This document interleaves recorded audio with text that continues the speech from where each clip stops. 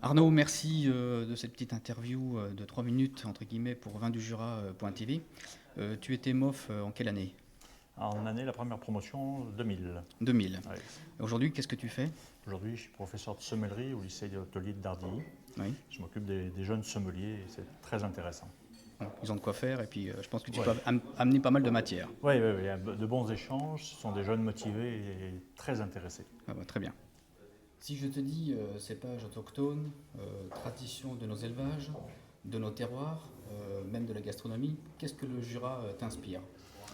Une découverte, je viens au moins une fois par an, ça c'est justement avec mes apprentis sommeliers, et c'est à chaque fois une découverte particulière, d'une part des reliefs, des coteaux, et puis cette magie qu'il y a entre alors, on prend souvent l'exemple du Savagnin, et cette minéralité qu'on retrouve dans certains des vins.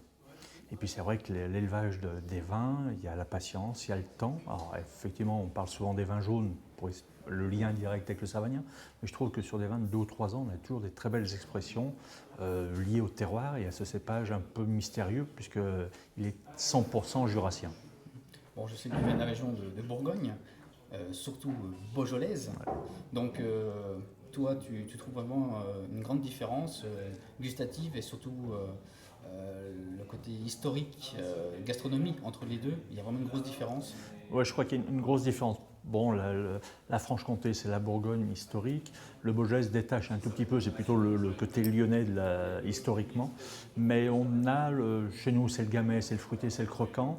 Je pense que dans le Jura, c'est plutôt des typicités un tout petit peu plus marquées, un tout petit peu plus concentrées et intenses qui sont intéressantes à découvrir dans les vins.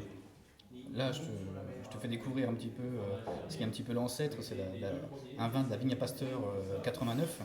Et ça me permettait aujourd'hui de vous faire découvrir ce type de vin qui est un petit peu original et surtout qui est un petit peu, on va dire, qui n'est pas vendu non plus sur le marché. Et c'était intéressant de te faire découvrir ça. C'est un grand plaisir, c'est la première fois. Et c'est vraiment l'originalité, l'occasion. Merci à toi de nous faire partager ce moment. Et c'est en l'honneur de Pasteur qui a fait beaucoup de choses pour l'humanité, mais aussi pour le vin. Et je trouve que c'est un message très intéressant. Très bien, merci Arnaud. Merci à toi.